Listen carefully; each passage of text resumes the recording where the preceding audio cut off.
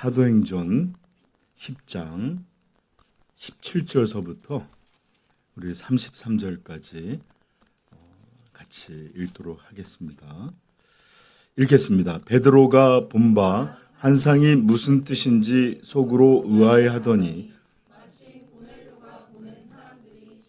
집을 찾아 문 밖에 서서 불러 묻되 베드로라 하는 시몬이 여기 유숙하느냐 하거늘 베드로가 그 환상에 대하여 생각할 때에 성령께서 그에게 말씀하시되 두 사람이 너를 찾으니 일어나 내려가 의심하지 말고 보내었느니라 하시니 베드로가 내려가 그 사람들을 보고 이르되 내가 곧 너희가 찾는 사람인데 너희가 무슨 일로 왔느냐 그들이 대답하되 백부장 고넬료는 의인이요 하나님을 경외하는 사람이라 유대 온 족속이 칭찬하더니 그가 거룩한 천사의 지시를 받아 당신을 그 집으로 청하여 말을 들으려 하느니라 한데 베드로가 불러들여 유숙하니라. 이튿날 일어나 그들과 함께 갈새 욥바에서 온 어떤 형제들도 함께 가니라. 이튿날 가이사라에 들어가니 고넬료가 그의 친척과 가까운 친구들을 모아 기다리더니 마침 베드로가 들어올 때에 고넬료와 맞아 발 앞에 엎드려 절하니 일으켜 이르되 일어서라 나도 사람이라 하고 더불어 말하며 들어가 여러 사람이 모인 것을 보고 이르되 유대인으로서 이방인과 교제하며 가까이 하는 것이 위법인 줄을 너희도 알거니와 하나님께서 내게 지시하다 아무도 속되나 깨끗하지 않다 하지 말라 하시기로 부름을 사용하지 아니하고 왔노라. 묻노니 무슨 일로 나를 불렀느냐? 베드로가 이르되 내가 나흘 전 이 맘때까지 제 집에서 제 구시 기도를 하는데 갑자기 한 사람이 빛난 옷을 입고 내 앞에 서서 말하되 고넬료야 하나님이 내 기도를 들으시고 내 구제를 기억하셨으니 사람을 욥바에 보내어 베드로라 하는 시몬을 청하라. 그가 바닷가 무두장이 시몬의 집에 유숙하느니라 하시거늘 곧 당신에게 사람을 보내었는데 오셨으니 잘하였나이다. 이제 우리는 주께서 당신에게 명하신 모든 것을 듣고자 하여 다 하나님 앞에 있나이다. 아멘. 자, 우리는 지난주에 베드로에게 임한 환상을 통해 우리 인간이 얼마나 이 편견이나 고정된 관념이 견고하고 단단하게 작용하는지를 좀 살펴봤습니다. 하나님은 환상을 통해 이스라엘 사람들이 율법과 전통에 따라서 부정한 것으로 먹지 않는 음식, 그 동물들을 잡아 먹으라 명하셨어요. 그렇죠? 그런데 베드로는 이런 하나님의 세 번의 명령에도 불구하고 반복해서 거부하게 됩니다. 그럴 때마다 하나님께서는 거듭 천사를 통해 하나님의 말씀을 분명하게 나타내셨는데 뭐라고 하셨죠? 내가 깨끗하게 한 것을 내가 속되다 하지 말라. 이런 말씀을 계속하셨어요. 여러분 잠깐 여기서 제가 끊고 여러분 이제 설교를 듣다가 눈빛이 흐려지는 분들에게 제가 성경 암송을 우리 외웠죠다? 그래서 이렇게 시키도록 할 테니까 마음대로 하셔요. 네, 협박이에요. 자, 아무튼 참 안타까운 게 한 20분, 30분 지날 때 흐려지는 건 좀 이해의 영역이 돼요. 근데 시작할 때부터 이렇게 되면 제가 뭐 어떻게 해야 될지 모르겠어요. 성경 암송하고 시작할까요? 자, 정신 차리세요. 네. 자, 이 생생한 환상 그리고 하나님이 주신 말씀이 의미하는 바가 무엇인지 베드로는 사실 정확하게 알지를 못했습니다. 왜냐하면 17절에 베드로가 본 바 환상이 무슨 뜻인지 속으로 의아해하더니 이해의 출구가 없었어요. 이게 도대체 뭐지? 이거 도대체 왜 이런 나에게 주신 걸까? 그러고 있을 때 사람들이 그를 청하는 내용이 있었는데 19절에 한번 보시면 우리 계속 내용을 좀 한번 소개하고서 시작할 겁니다. 19절에 읽어볼까요? 시작. 베드로가 그 환상에 대하여 생각할 때에 계속 그는 이게 뭐지? 이게 뭘까? 그가 배고파서 올라갔는데 식사도 못하고 그런 놀라운 환상에 대해서 생각하고 있었던 것입니다. 그리고 그렇게 생각하고 있을 때 성령께서 갑자기 그에게 또 새로운 말씀을 주셨죠. 19절 20절 시작. 성령께서 그에게 말씀하시되 두 사람이 너를 찾으니 일어나 내려가 의심하지 말고 함께 가라. 내가 그들을 보낸 내가 보낸 사람들이다. 근데 여러분 여기 보시면 이렇게 어떤 분들은 관주에 이렇게 일자라고 표시해 놓고 두 사람이라고 되어 있지 않고 세 사람, 어떤 사본은 세 사람이라고 되어 있어요. 그렇죠? 이렇게 써 있는 게 있는데 분명히 고넬로는 세 명을 보냈는데 아마 한 사람은 조금 이렇게 따로 떨어져 있었는지 아니면 정말로 사본의 차이에서 세 사람이 왔는데 두 사람인지는 잘 몰라요. 이런 숫자적 차이는 항상 성경에서 조금 등장합니다. 그렇게 기억해 주시고, 자 이제 그 고넬로에게서 온 사람들이 왜 자신들이 베드로를 청했는지 22절에 우리 한번 읽어볼까요? 시작. 진술하는데 시작.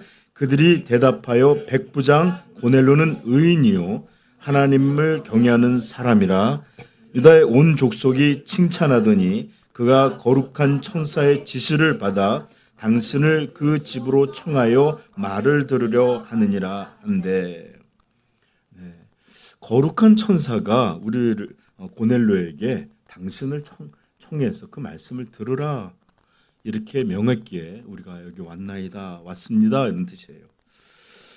자 그랬더니 베드로는 그들을 이렇게 받아들여서 그날 밤 유숙하게 합니다. 그리고 그 다음 날 베드로는 고넬료 측에서 온 인원들과 함께 요바에 있는 어떤 형제들과 더불어 이제 가이사라 고넬료의 집으로 가게 되는데 여기서도 좀 숫자 문제가 좀 등장해요. 여기서 어떤 형제들이라고 나오죠? 한번 보실까요? 이튿날 23절 시작. 이튿날 일어나 그들과 함께 갈새 요바에서 온 어떤 형제들도 함께 형제들이라고 해서 일단 복수형이에요. 그렇죠? 적어도 한 명은 아니겠죠? 근데 몇 명이나 갔을까요? 우리 11장 12절 한번 읽어볼까요? 시작. 11장 11절부터 읽읍시다. 시작. 마침 세 사람이 내가 유숙한 집 앞에 서 있으니 내게로 보낸 사람이라 성령이 내게 명하사 아무 의심 말고 함께 가라 하심에 이 여섯 형제도 나와 함께 가서 그 사람의 집에. 자 여기서 여섯 형제라고 돼 있죠. 그런데 이게 사실 정확히 문맥적으로 따져보면 고넬료가 보낸 세 사람과 요바에 있던 어떤 형제들 3명 해서 6명이 그러니까 자기를 제외한 6명이 함께 내려갔다라고 말하는 것인지 아니면 3명 플러스 요바에 있던 6명과 함께 갔다는 얘기인지를 명확하게 구분할 수가 없어요. 그래서 사실 이런 내용에 있어서는 사실 뭐다 정확히 모르지만 우리 천국에 가서 좀 물어보십시다. 그때 몇 명 갔어요? 그런 것처럼 우리에게 다 알려지지 못하고 선명하지 못한 내용도 있어요. 자, 그러나 여기서 우리가 좀 기억해야 될 것은 이 내용을 우리가 그저 별 뜻 없이 읽을 수도 있지만, 근데 왜 어떤 학자들은 왜 이 사람들을 요바에 있던 6명이 아니라 요바에 있던 3명과 6명이라고 생각하냐면 요바에 있던 형제들이라고 말할 때 서너 명을 의미하는 두세 명을 의미하는 단어가 같이 등장하기는 하는데 사실 명확한 건 아무도 몰라요. 그래서 요 정도만 언급하고, 왜 근데 제가 이 내용을 이 별 뜻도 없이 몇 명이 갔다 하는 내용을 굳이 이렇게 성경 귀한 시간에 언급하냐 하면 이제 고넬료의 집에 가면 이제 하나님께서 처음 이방에게 구원을 허락하시는 놀라운 사건이 벌어집니다. 그리고 이제 나중에 11장에 보면 베드로를 향해서 교회들이 너 어떻게 이방인들과 이렇게 할 수 있어? 그럴 때 성령께서 이런 일을 시키셨고 이런 일이 일어났는데 내가 도대체 무슨 일을 할 수 있으랴? 이러면서 자기의 일을 언급할 때 나 혼자만이 아니었다. 이들도 같이 그 모든 것을 보았다. 이렇게 등장하는 이런 이방의 구원이 열려진 첫 증인들로 사용되게 됩니다. 아멘. 자, 왜 그러냐면 그래서 여러분들 항상 교회 일에 열심히 참석하십시오. 별것도 아닌 일인 것 같지만 교회 꾸준히 오십시오. 그러다 보면 어쩌면 놀라운 일들의 증인으로, 참여자로, 함께하는 자로 이렇게 드러날지도 모릅니다.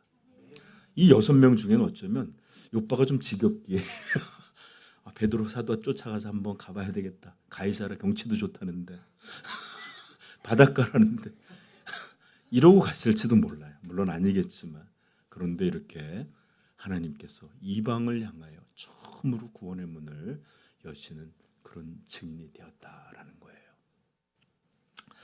자, 그래서 여러분들도 항상 하나님의 일에 또 교회 일에 이렇게 열심히 하다 보면 정말 하나님께서 우리 교회에도 부흥을 주시고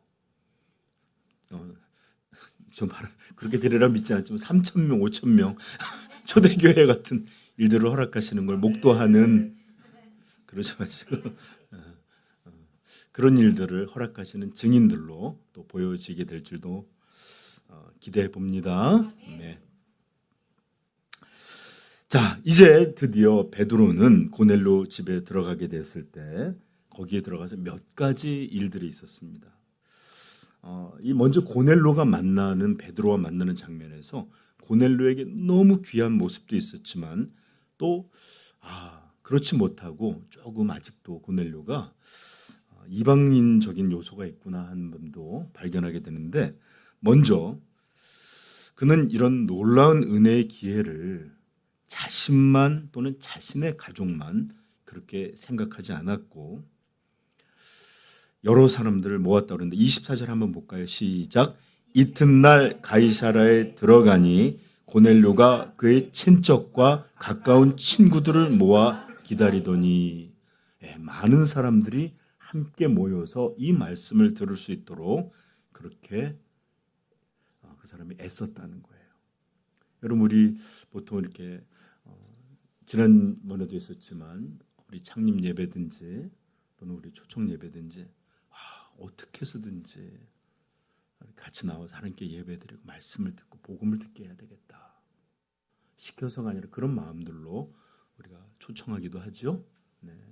그런 일들의 열매로 우리 종석 형제가 오늘 평일 주일에 오신 줄 믿습니다. 근데 사실 여러분들 그 당시에 핸드폰이 있었을까요?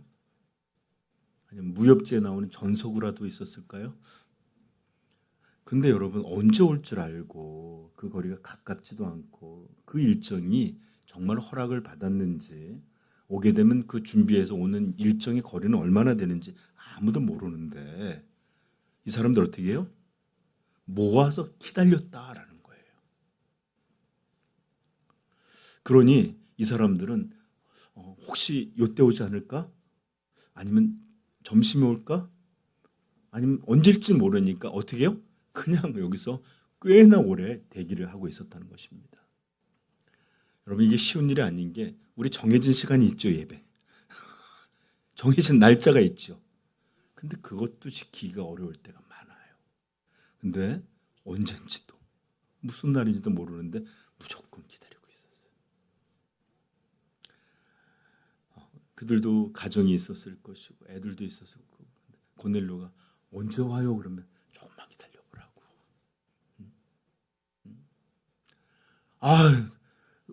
밥도 제공했을 것이고 그러면서 설득도 하고요. 이렇게 귀한 모습으로 이렇게 함께 은혜를 기다리는 그런 모습이 있었다 기록하고 있습니다.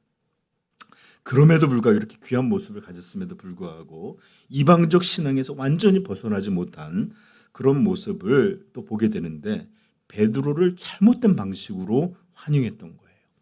25절 시작, 25절 26절 시작. 마침 베드로가 들어올 때에 고넬료가 맞아 발 앞에 엎드려 절하니 베드로가 일으켜 이르되 일어나라 나도 사람이라 하고.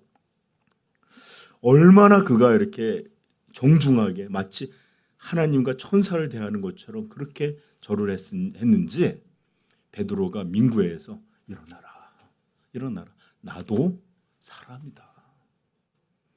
여러분 그냥 예의를 잘 갖춘 거면 그냥 이렇게 그냥 했을 텐데 이렇게 일어나라 나도 사람이라 할 정도로 얼마나 그가 이렇게 경배하듯이 했는지를 보여줄 수 있겠죠. 목소리를 달고서 뭐 이렇게 한 게 아니잖아요, 그렇죠?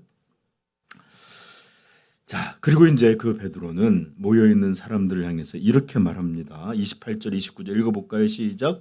이르되 유대인으로서 이방인과 교제하며 가까이 하는 것이 위법인 줄은 너희도 알거니와 하나님께서 내게 지시하사 아무도 속되다 하거나 깨끗하지 않다 하지 말라 하시기로 부름을 사양하지 아니하고 왔노라. 묻노니 무슨 일로 나를. 이 말을 통해서 지금 고넬료에게 모여있는 이 가족 친구들이 전부 로마 사람들 또는 이방인들이라 불리는 그런 유대인이 아니라는 것은 분명해요. 그렇죠? 그리고 난 다음에 이 베드로가 이런 일련의 사건을 통해서 의아해했다, 알지 못했다, 고민했다 하는 것이 무엇인지 이제 깨닫게 되었다라는 것을 알게 되는데 뭐라고 말하죠? 하나님께서 내게 지시하사 아무도 속되다 하거나 깨끗하지 않다 하지 말라 하시기로. 이 얘기가 뭐예요?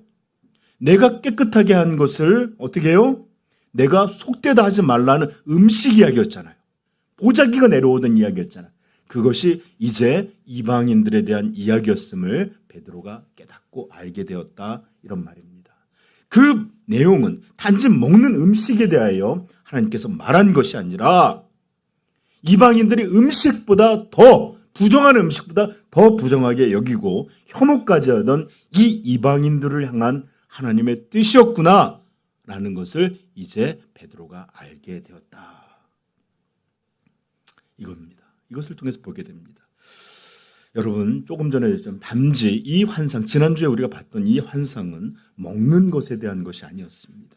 하나님이 그 계시를 베드로에게, 그 말씀을 베드로에게 하신 것은 이렇게 가장 부정한 존재들로 여겼던 이방인들이 하나님이 깨끗하게 하실 뿐만 아니라 이 예수 그리스도의 복음을 통해 그들에게 구원과 또 믿음의 문이 열리게 될 이런 환상을 주신 것입니다. 자, 그 하늘에서 내려왔던 보자기는 오늘 우리들을 향한 말씀입니다. 우리들 이방인들. 하나님께서 깨끗하게 하신 것을 내가 속되다 하지 말라. 예수 그리스도의 십자가 안에서 하나님이 모든 이방인들을 받으셨음을 선포해 주는 그런 말씀입니다. 그러므로 그 보자기에 누가 있었다? 우리들이 있었음을 여러분 알기를 축복합니다. 자, 이 베드로의 질문, 이제 왜 날 불렀지? 그랬더니 고넬료는 자신에게 일어났던 일들을 다시 한번 쭉 진술하는데 30절부터 한번 읽어볼까요? 시작.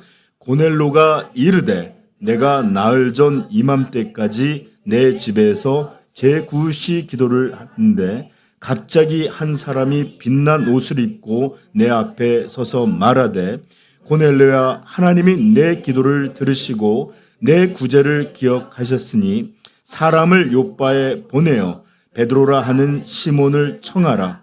그가 바닷가 무두장이 시몬의 집에 유숙하느니라 하시기로.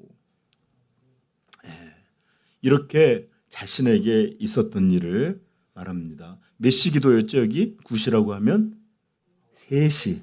그렇죠. 이제 잘 이해하시네요. 그럼 아침 9시 기도는 3시, 12시 기도는 6시, 9시는 3시. 이제 항상 성경을 볼 때 시간을 이제 기억하리라 믿습니다. 예수님이 3시부터 9시까지 십자가 지셨다라고 나와요. 그런 것들도 여러분 잘 보시면 알겠죠? 자, 아무튼 이렇게 당신을 청해서 그의 말씀을 들으라는 천사의 말이 있어서 당신을 부른 것입니다. 이렇게 얘기하고 이제 오늘 우리가 가장 주목해서 살펴볼 말씀의 내용이 나오는데 33절입니다. 읽겠습니다. 시작. 내가 곧 당신에게 사람을 보내었는데 오셨으니 잘하였나이다. 이제 우리는 주께서 당신에게 명하신 모든 것을 듣고자 하여 다 하나님 앞에 있나이다. 아멘. 내가 곧 당신에게 사람을 보내었는데 오셨으니 너무 잘하셨습니다. 이제 우리는 주께서 당신에게 명하신 모든 것을 듣고자 하여 다 하나님 앞에 있나이다. 자, 이 내용을 이제 우리는 오늘 33절을 본격적으로 살펴보기 전에 잠시 제가 여러분에게 전했던 말씀을 다시 한번 회상하는 그런 시간을 가질 텐데, 여러분, 하나님께서 천사를 보내셔서 고넬료에게 말씀하셨어요. 그렇죠? 뭐라고요? 베드로를 청하여 그에게 들으라. 이게 핵심이에요. 그래서 고넬료는 즉시 그 사람들을, 자기 사람들을 보냈죠. 예. 그리고 그 사이 하나님은 베드로에게 점심에 맞춰서 환상을 주셨는데 유대인들이 부정하다 생각하는 그 동물이 들어있는 그 그릇이 보자기처럼 내려오는 것을 보고서 잡아먹으라. 저는 못합니다. 잡아먹으라. 이런 3번의 일들을 통해서 이 부정한 것이 이제 더 이상 이렇게 율법이 아니라 하나님께서 음식뿐만 아니라 이방인들을 받으셨음을 먼저 준비시키고 있었어요. 베드로는 그것을 이해하지 못했지만 그렇게 오는 사람들, 내가 보냈으니 가라는 일들, 그렇게 오는 과정을 통해서 혹시 이것이 이 이방인들을 만나게 하는 것이 그 환상의 목적이구나 하는 것을 알게 된 거예요. 그리고 이제 하나님께서는 이 복음이 유대와 예루살렘과 유대와 사마리아만이 아니라 땅끝 이방의 세계까지도. 성경 외우고 싶은 분 우리 중등부 한번 외워볼까? 할 수 있어? 자, 시작. 로마서 10장 3절. 하나님의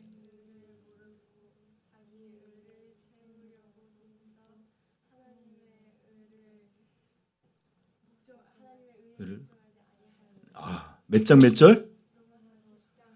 그래, 알겠어요. 잘했어. 좀 이따 한 번 더 시킬게.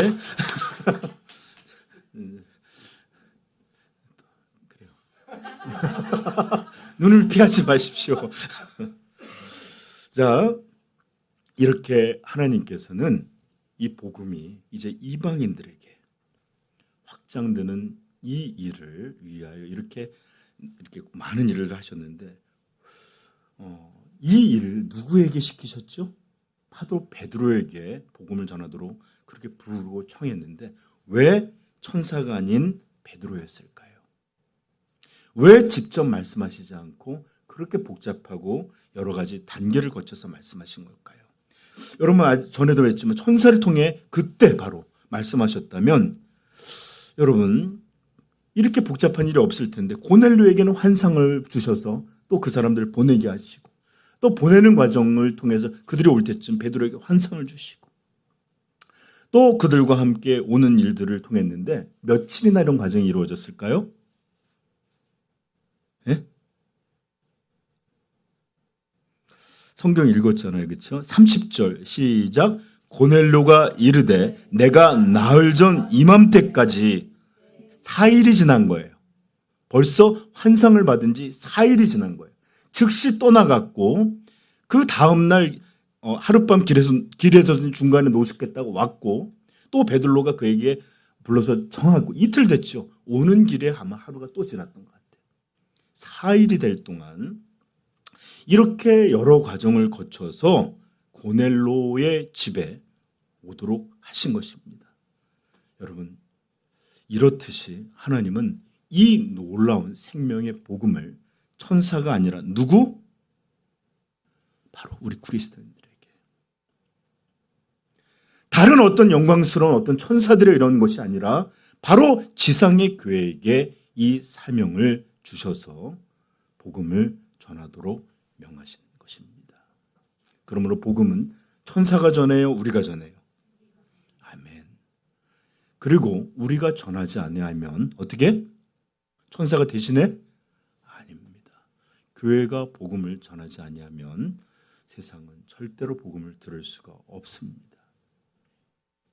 그러므로 여러분, 영광스러운 사명, 엄중한 사명이 우리에게 있음을 깨닫기를 축복합니다. 잠깐 여기서 좀 엉뚱한 얘기를 좀 할게요. 제가 이렇게 교회를 치우다 보면 이렇게 페이지 이런 데다 열심히 적어놓은 이런 것들을 안 가져가신 분도 좀 있어요. 그래서 내가 내 설교 맞나 이렇게 보면 내가 이렇게 전했나? 또는 어떤 때는 너무 잘하네 이런 마음도 들기도 하고, 그래서 적는 분들이 종종 있는데 잘 좀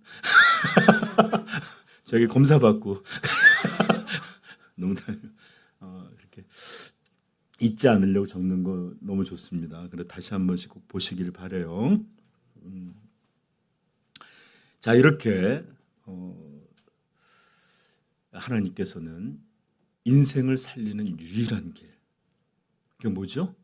복음입니다.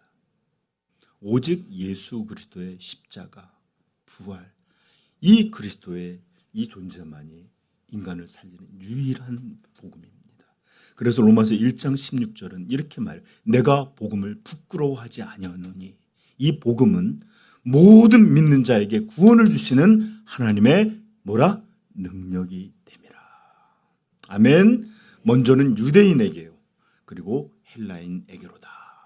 즉 모든 이들에게 구원을 주시는 유일한 능력, 그게 뭐다? 복음이에요. 복음만이 사람을 구원합니다. 복음만이 죄인들을 회개하여 주님께 돌아오게 합니다. 복음만이 우리에게 참된 영생, 영원한 생명을 베풀어주는 하나님의 능력이 됩니다. 아멘. 그리고 이 복음을 누구? 우리에게 맡기셨습니다. 그러므로 만약에 여러분들이 이 복음을 전하지 아니하면 여러분 주위에서 이 복음의 이런 역사를 통해서 구원받아야 될 사람들은 돌아오지 못하게 될 것입니다. 우리 두 자매님 이렇게 사이에 끼고 있는데 우리 종소경제에게 열심히 복음을 전해주시길 부탁합니다. 네, 두 사람이 안 전하면 위험해요. 네. 자, 여러분, 이렇게 복음만이 우리에게 구원을 주시는 하나님의 능력인데, 현실에서 복음이 들려질 때 모든 사람에게 동일하게 역사하는 것은 아님을 우리는 보게 됩니다. 어떤 이는 놀랍고 간절하게 정말 뜨겁게 주님의 말씀을 들을 때 회개하고 영접하기도 하지만, 또 어떤 이들은 마치 죽기 위해 태어난 사람처럼 그 복음을 거절합니다. 무시합니다. 듣기를 싫어합니다. 아니, 더 나아가 조롱하고 하나님을 향하여 두려움이 없음을 선명하게 보이는 사람도 있습니다. 우리 은하가 두 명의 친구에게 같이 교회를 가자 그랬더니 한 친구는 그렇게 따라 나와서 수요 예배도 왔는데, 한 친구는 난 교회 싫어, 이렇게 분명히 거절하기도 했다고 하네요. 그죠? 그래요. 그러므로 저는 복음이 구원을 주시는 하나님의 유일한 능력이라는 것은 분명히 믿고 또 선포하지만, 이제 우리는 이 복음이 이 듣는 우리에게 어떻게 들려야 하는지, 어떻게 그 말씀을 우리가 듣게 되는지, 그 말씀의 능력은, 그 복음의 능력은 어떤 이에게 이렇게 놀랍도록 역사하는지도 우리는 알아야 합니다. 그래서 오늘은 이 어떻게 하나님의 말씀을 듣는지, 그 듣는 법에 대해서 여러분한테 전하려고 합니다. 이거 잘 들으시고 이렇게 복음을 들어야 되는구나, 그래야 하나님의 역사가, 하나님의 말씀의 역사가 있는 것이구나를 깨닫게 되기를 부탁해요. 여러분, 지난번 설교에서도 말씀드렸지만 그리스도인들에게 있어서 하나님의 말씀은 거의 전부라 할 수 있을 정도로 그만큼 중요합니다. 왜냐? 이 하나님은 말씀으로 우리를 구원하시고, 또 말씀으로 우리의 믿음이 자라게 하시고, 또 말씀으로 우리를 거룩하게 하시고, 말씀으로 우리를 지키시고, 말씀으로 그 마지막 나라의 때까지 우리를 인도하시며, 이렇게 하나님을 아는 것도, 하나님을 누리게 하는 것도, 그 복음의 영광을 보게 하고 그것에 우리의 전 인생을 드리게 하는 모든 것을 뭐를 통해 하신다? 말씀을 통해 합니다. 아멘. 그러므로 여러분들, 이 말씀이 거의 우리 그리스도인들의 신앙에는 전부인데, 이 말씀을 어떻게 들어야 되는지 이것을 아는 일 중요하겠죠? 네. 아무리 우리를 살리는, 죽어가는 환자에게 살리는 약이 있다 할지라도 그 약을 어떻게 복용하는지, 또는 그 약이 어떻게 우리에게 주사인지, 경구용인지, 아니면 또 다른 방식인지 이렇게 아는 일이 중요하겠죠? 그러면 오늘은 잘 듣기를 부탁드립니다. 먼저 우리는 단지 복음이 바르게 선포되어야 된다, 또 그 복음이 놀라운 능력이 있다, 이런 것을 아는 것만으로 끝나서는 안 돼요. 자, 제가 다시 한번 얘기하자면 복음을 어떻게 들어야 되는지도 알아야 하는데, 자, 여러분, 마태복음 13장에 가면 씨 뿌리는 비유가 나옵니다. 씨 뿌리는 비유 4가지 곳에 씨가 뿌려져요. 첫 번째 어디에 뿌려지죠? 기억하시는 분? 길가에 뿌려집니다. 그죠? 기억 안 나요? 두 번째, 돌밭에 뿌려져요. 세 번째, 가시덤불 위에 뿌려져, 가시떨기 위에 뿌려집니다. 네 번째, 옥토에 뿌려져요. 제가 잠깐 설명한다면, 길가에 뿌려졌다는 건 그 길에 뿌려진 걸 새들이 와서 먹어버렸다. 돌밭은 어떻게 됐죠?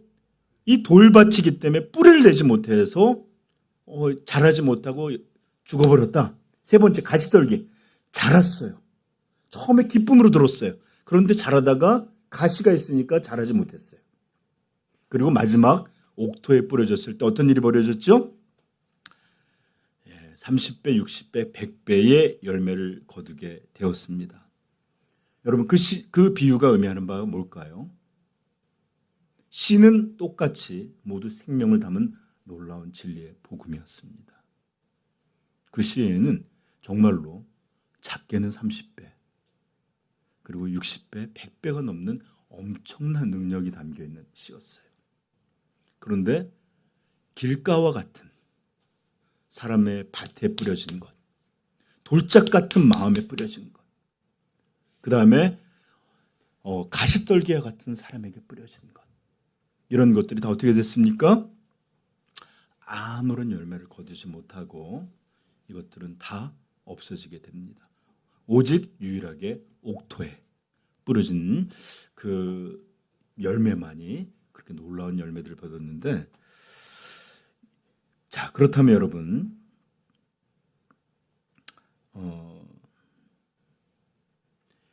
우리는 이것을 통해서 단지 이 복음이, 씨앗이 중요하다는 것만이 아니라 이것이 어떤 밭, 어떻게 마음에 뿌려졌는지 그 사람에 따라서 전혀 다른 열매를 거두게 됨을 우리 주님께서 들려주신 것을 봤어요. 자, 그래서 우리는 들어야 될 첫 번째 내용으로 그것이 뭔지 오늘 본문을 통해서 살펴보려고 합니다. 듣는 첫 번째 법. 자, 복음의 능력이 구원이 되는, 즉 성경의 말씀이 그 안에서 놀랍도록 역사하시는 가장 중요한 특징, 듣는 법. 그 첫 번째는 뭘까요? 여러분이 한번 생각해 보십시오. 어떻게 들어야 이 말씀이 놀랍도록 우리 안에서 역사하는 능력이 될까? 그 첫 번째. 오늘 고넬료의 모습을 통해서 알 수 있습니다.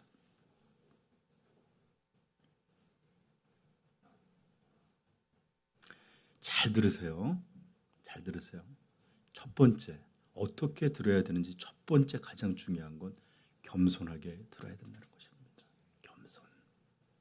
이것은 절대로 변하지 않는 사실로, 여러분, 왜 바리새인들과 종교 지도자였던 사두개인들과 이런 사람들이 예수 그리스도를 거부했죠? 그것은 바로 자기 의와 교만 때문이었습니다. 오직하면 예수님께서 마가복음 2장 17절에 예수께서 그들에게 들으시고 그들에게 이르시되 건강한 자에게는 의원이 쓸데없고 병든 자에게야 쓸데있느니라. 나는 의인을 부르러 온 것이 아니요 죄인을 부르러 왔노라. 자, 우리 로마서 10장 3절 시작.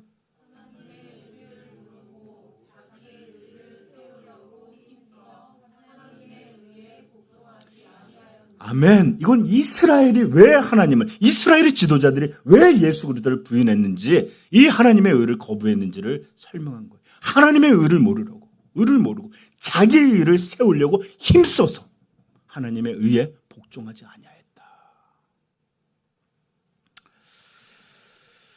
그러므로 저는 분명하고 단언하여 선언할 수 있습니다.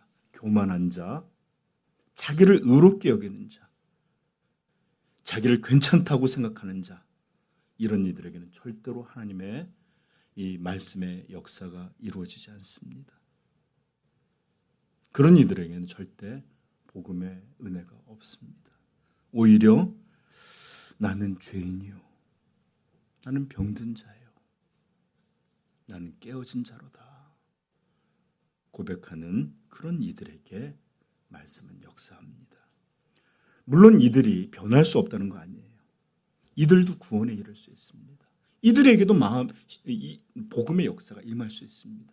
그러나 그 전에 먼저 그들이 철저히 부어져 겸비해지고 낮아져 주님의 복음을 무릎을 꿇고 기다릴 때 이들에게도 이 복음의 역사가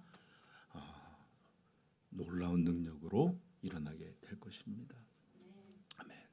여러분, 고넬료는 로마라는 제국에, 또 이 제국의 힘, 권능의 상징인 군대의 백부장이었습니다. 여러분, 바울이 내가 로마인이다 라고 말했죠. 그건 산 거예요. 이 사람은 태어나서부터 로마인으로, 또 이 식민 지배를 하는 이 힘과 권력의 백부장으로 여기 나와 있는 사람이에요. 그는 민족적으로도 지위적으로도 그 자리는 결코 식민지 사람에게는 함부로 할 수 없는 막강한 권력을 가진 사람이었습니다. 요즘 우리 순경 우습게 알죠? 근데 우리 맨날, 요즘은 그런 일이 없지만 8.15만 되면 그 우리 독립군이나 또 일제 만행을 할 때 순사들 나오잖아요. 순경이 아니라 일본 순사들. 칼짝 무섭잖아요. 그렇죠? 그렇게 작은 이 지방을 담당하는 그 순사들도 큰 권력이었는데, 이 군인의 이 중간의 장교로서 이 사람은 한마디로 식민지의 큰 권력자라고 할 수 있습니다. 그런데 보십시오. 그의 모습, 그의 말, 그의 태도를 보면 이 사람이 오히려 그런 권력자의 모습이라, 또는 식민 지배자의 모습이 아니라 너무나 겸비하고 낮은 모습처럼 보입니다. 많은 이들이 모여 있었어요. 가족이 있었습니다. 친구들이 있었습니다. 그런데 그는 베드로에게 절하는 것을 망설이지 않았고 부끄러워하지 않았습니다. 그리고 그것이 얼마나 지극한 모습이었는지, 저는 이게 맞다는 것이 아니지만 베드로가 나도 사람이야 할 정도로 지극한 모습으로 그에게 절했다, 이렇게 성경은 기록하고 있어요. 그리고 그의 모든 말들과 태도 속에는 그 자신을 내세움이 없습니다. 참 겸비하고 하나님의 은혜를 낮은 모습으로 기다리고 있는 그런 모습이 잘 등장해요. 저는 이게 사실 제가 헬라어를 뉘앙스, 이렇게 느낌까지 잘 알 수 있는 게 아니라서 모르는데, 베드로에게 찾아와서 우리는 고넬료라는 사람이 보낸 사람이야 이렇게 말하는 태도와 고넬로가 베드로 앞에서 조신하는 모습이 우리 뉘앙스는 좀 차이가 있어요. 오히려 우리를 가서 보면 이 욥바에서 베드로에게 왔던 사람 우리는 고넬로가 보낸 사람이다 이렇게 뭐 이렇게 얘기를 하는데 오셨으니 잘하였나이다 뭐 이러면서 그렇게 진짜 헬라어도 그런 느낌으로 적혀 있는지를 몰라서 제가 설교에는 못했는데 아무튼 겸비하고 아주 낮은 자의 모습으로 보여집니다. 여러분 잘 들으세요. 언제나 복음이 한 영혼에 들려지고 하나님의 구원의 은혜가 임하는 자리는 언제나 낮고 겸비한 그 낮은 곳에서 이루어지는 일입니다. 자신의 지위, 자신의 지식, 자신의 경험, 자신의 능력, 자신의 소유, 이런 자기의 자존심 이런 것들을 높이는 자리에서 역사하는 복음이 아니라 철저히 낮아져 무릎을 꿇는 그 낮아짐 속에서 하나님의 말씀은 역사하는 것입니다. 오직 겸비하게 자신의 죄를 깨닫고 자신의 허물과 자신의 부서짐, 자신의 연약함을 하나님 앞에 무릎 꿇음으로 은혜 아니면 살아갈 수가 없다는 철저한 낮아짐 속에서만 하나님의 복음은 그분의 말씀은 놀랍도록 임하는 것입니다. 제가 너무너무 좋아하는 말씀이 있습니다. 찾아볼까요? 누가복음 18장 9절부터 한번 읽어보겠습니다. 시작. 또 자기를 의롭다고 믿고 다른 사람을 멸시하는 자들에게 이 비유로 말씀하시되 두 사람이 기도하러 성전에 올라가니 하나는 바리새인이요 하나는 세리라. 바리새인은 서서 따로 기도하여 이르되 하나님이여 나는 다른 사람들 곧 토색 불이 간음하는 자들과 같지 아니하고 이 세리와도 같지 아니함을 감사하나이다. 나는 일에 2번씩 금식하고 또 소득의 11조를 드리나이다 하고 이는 멀리 서서 감히 눈을 들어 하늘을 쳐다보지도 못하고 다만 가슴을 치며 이르되 하나님이여 불쌍히 여기소서 나는 죄인이로소이다 하였느니라. 내가 너희에게 이르노니 이에 저 바리새인이 아니고 이 사람이 의롭다 하심을 받고 그의 집으로 내려갔느니라. 무릇 자기를 높이는 자는 낮아지고 자기를 낮추는 자는 높아지리라 하시니라. 아멘. 여러분 이렇게 하나님은 높은 자의 하나님이 아니시고 낮은 자의 하나님이십니다. 겸손한 자의 하나님이십니다. 그러므로 저는 누가 구원을 받게 될지, 누가 구원의 능력을 경험하게 될지 저는 전혀 알 수가 없어요. 누군지 파악할 수 없습니다. 그러나 분명한 것은 오직 겸비한 자에게 하나님은 은혜를 주신다라는 것은 분명히 알고 있습니다. 잠언 3장 34절 진실로 그는 거만한 자를 비웃으시며 겸손한 자에게 은혜를 주시느니라. 제가 종종 이렇게 예배를 드리다 보면 제가 하나님이 아니기에 누가 이 말씀을 받는지 누구에게 이 말씀이 놀랍게 역사할지를 알지는 못해요. 그러나 분명하게 아는 것은 겸손히 하나님의 말씀을 기다리는 눈빛들이 있어요. 반대로 이렇게 깍지를 켜고 점수를 매기듯이 저건 이랬고 저건 이렇고 판별하거나 또는 이렇게 판단하거나 이런 눈빛들로 보는 이들도 종종 있습니다. 그러므로 사랑하는 성도 여러분, 제가 분명하게 성경의 말씀을 전해드리면 겸손한 자에게 하나님이 은혜를 주신다. 꼭 기억하기를 부탁합니다. 자, 두 번째입니다. 어떻게 하나님의 말씀을 들어야 하는지. 그것은 바로 베드로의 고백 속에 나와 있는 말씀입니다. 자, 읽어볼까요? 자, 사도행전 다시 한번 돌아가 볼까요?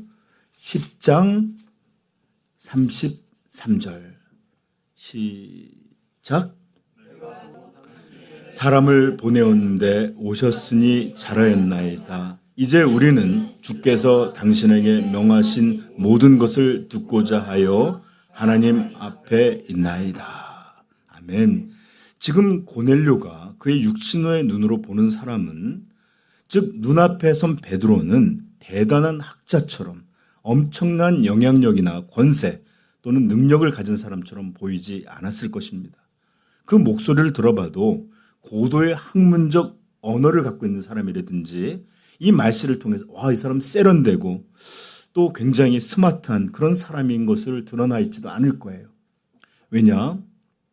그는 어부로서 평생을 살았고 예수님의 제자로 살아갈 때도 항상 거친 말, 이런 거친 모습이 계속 등장했기 때문에 그렇습니다. 그가 입고 입었던 옷도 아주 고급진 그런 옷이 아니었을 것이고, 아니 오히려 평범하다 못해 조금은 모자른, 조금은 어려워 보이는 그런 사람의 옷을 입고 왔을 것입니다. 그가 살아온 것이 평생 어부로 살았기에 누가 봐도 교양미나 고상함이나 이렇게 이런 것들이 보이지 않는 그런 사람이었을 것이에요. 그런데 이 고넬료는 그의 육적 모습이 아닌 뭐라고 말하고 있습니까? 그 베드로 앞에서 뭐라고 말하고 있죠? 우리는 주께서 당신에게 명하신 모든 것을 듣고자 하여 어디에? 당신 앞에 있나이다 하지 않았어요. 뭐라고 했죠? 하나님 앞에 있나이다. 여러분이 얼마나 아름다운 고백입니까? 얼마나 놀라운 고백입니까? 우리 모두가 하나님이 당신을 통해서 명하실 이 말씀을 듣고자 누구 앞에? 하나님 앞에 있나이다. 그렇습니다. 어떤 이에게 하나님의 능력이 놀랍도록 역사하는지 압니까? 이 복음이 어떤 이에게 놀랍도록 하나님의 구원의 역사를 나타내 주지 압니까? 그것은 바로 내가 하나님 앞에 서 있다는 그 놀라운 임재의식. 내가 바로 설교자 앞에가 아니라 말씀하시는 그 거룩하신 이 앞에 서 있다 하는 이런 영적 자각. 이런 모양으로, 이런 믿음으로 그 말씀을 듣는 이에게 하나님 복음의 능력을 행하여 주십니다. 종종 우리가 잘 보십시오. 우리의 신앙을 돌아보십시오. 말씀을 들으면서 놀랍게 은혜를 받았을 때, 놀랍도록 하나님의 이런 변화가 자신의 마음에 임했을 때, 우리의 신앙이 놀랍도록 겸비해지고 새로워지고 온전해질 때, 그때 모습을 살펴보십시오. 우리는 하나님 앞에 있다는 자각이 있었을 거예요. 그리고 그분이 나에게, 이것은 나에게 직접 말씀하시는구나 하는 이런 강한 의식이 우리의 마음에 있을 때 우리가 그때 변화되고 그때 달라지고 그때 새로워지는 이런 일들이 있었음을 보게 될 것입니다. 제가 전에도 얘기했지만 저는 하나님을 모르던 20대 중반까지 모르던 사람이었어요. 하나님을 말해도 싫어했고 아니 생각한 적도 없이 살았습니다. 아니 조롱까지 했습니다. 그런데 구원이 임하고 나니까 교회 가는 길이었어요. 제가 버스를 1시간 반 우리 동네에서 그 방배동까지 가는 길이었는데 계속 제가 창밖을 보면서 무슨 생각을 하고 있더라고요. 어떤 것이 있었어요. 전에 같으면 어떤 이쁜 여자가 지나가나 또는 무슨 뭐 이런 거 생각하는데 제가 잠깐 제가 정신을 차려보니까 제가 계속 주님을 바라보고 얘기하고 그분을 생각하고 있더라고요. 제가 놀랐어요. 이게 뭐지? 이게 뭐지? 전에는 그렇게 권해도 그러지 않더니 그때는 참 제가 의식적으로가 아니라 그냥 생각만 하고 있으면 하나님 앞에서 그분을 대해서 생각하고 그분을 바라보고 이러고 있는 모습을 보게 되었습니다. 바로 이것입니다. 은혜가 임할 때 우리 영혼은 성령께서 하나님 앞에 있는 자들로 세워주십니다.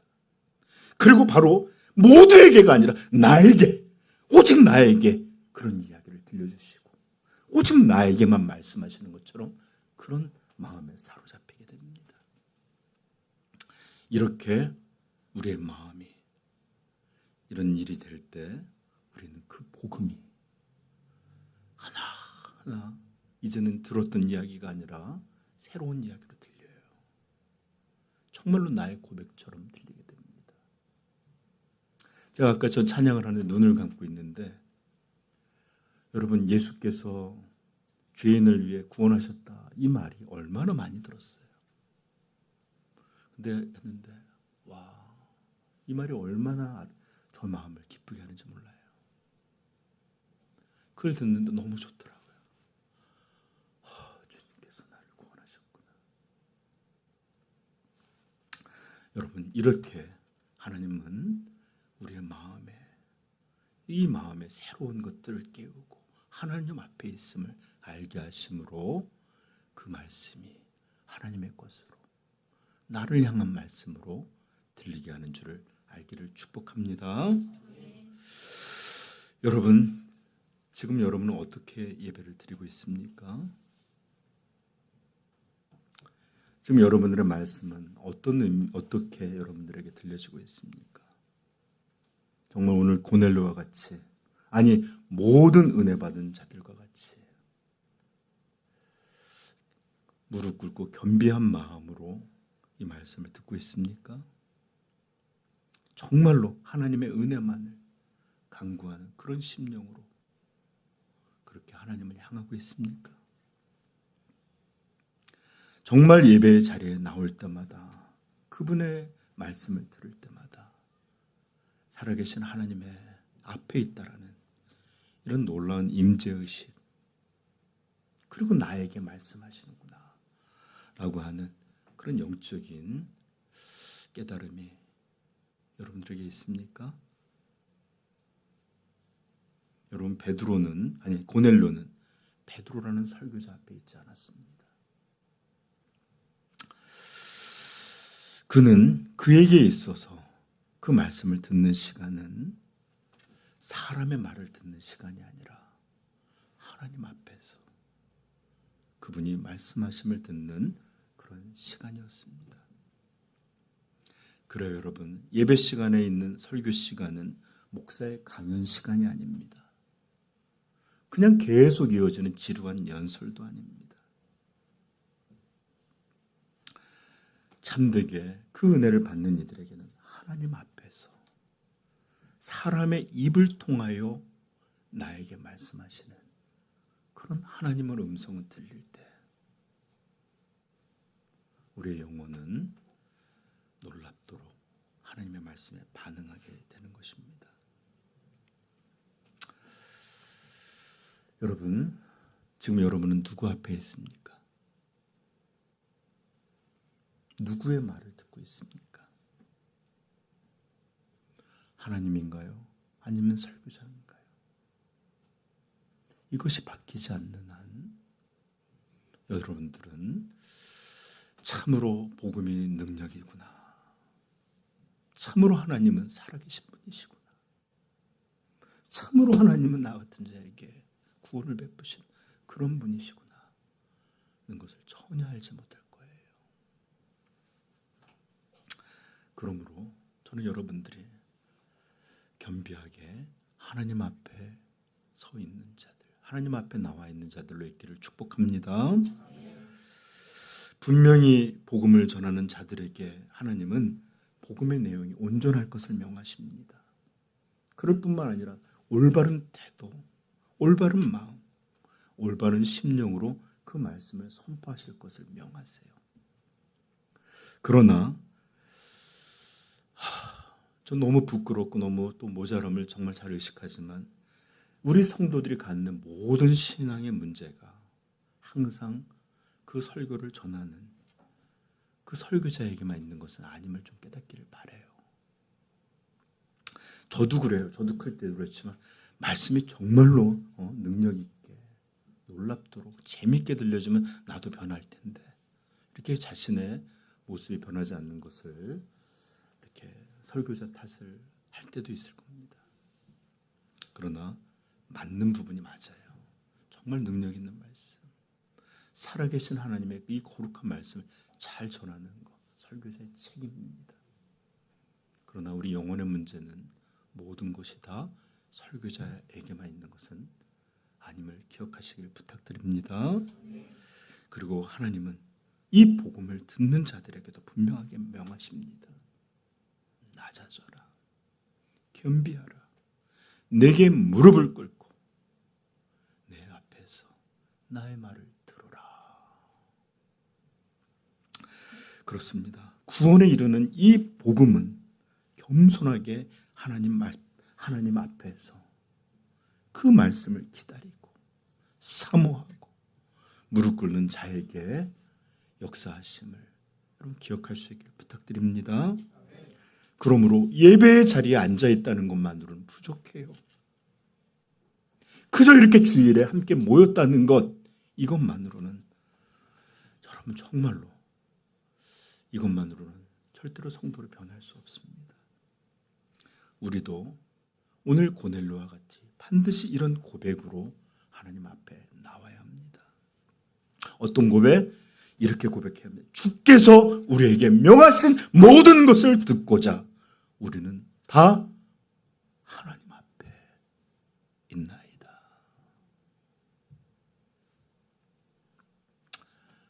여러분, 저도 그렇지만 많은 이들이 하나님 앞에 나와 있는 엄중함이 보이질 않아요. 하나님 앞에 나와 있는 두려운 이 경외가 없어요. 그저 우리끼리 모였다. 그저 무명의 그다음에 무능한 설교자 앞에 있다가 그래서 돌아가는 일. 이걸 1000년을 반복해도 하나님의 말씀은 역사하지 않습니다. 그러므로 오늘 우리도 고넬료와 같이 고백하십시다. 주께서 우리에게 명하신 모든 것을 다 듣고자 우리는 모두 하나님 앞에 있나이다. 부디 여러분들의 모든 예배가 하나님의 말씀 들음이 겸비하게 낮아져서 하나님 앞에 나와 있는 자들로 듣게 되기를 축복합니다. 이것이 바로 복음을 듣는 자들의 가장 중요한 기본적인 태도입니다. 같이 기도하겠습니다.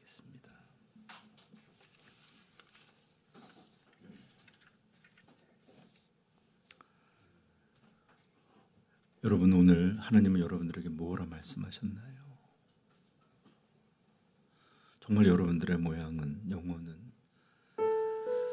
하나님 앞에 있는 자들로 두려움과 떨림, 겸비함을 갖고 있습니까?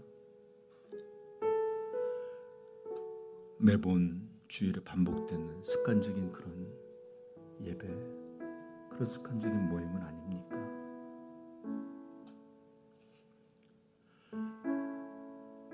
항상 설교자의 말로 들리기에 판단하고 미워하고 싫어하고 또는 이런 사람의 말로 듣고 있지는 않습니까? 제발 여러분들, 하나님께서 인간 입술을 통하여, 인간 언어를 통하여 나에게 말씀하심을 깨닫게 되기를 축복합니다. 그럴 때 우리 영혼은 하나님의 말씀이 역사하는 놀라운 터전이 됩니다. 이런 이들이 바로 하나님의 옥토이며 30배, 60배, 100배의 열매를 거두게 되는 하나님의 백성인 줄을 믿습니다. 오늘 말씀을 기억하며 주여 나로 진정하게 겸비하게 하옵소서. 주여 내가 오직 하나님 앞에만 있게 하여 주옵소서. 같이 기도하겠습니다.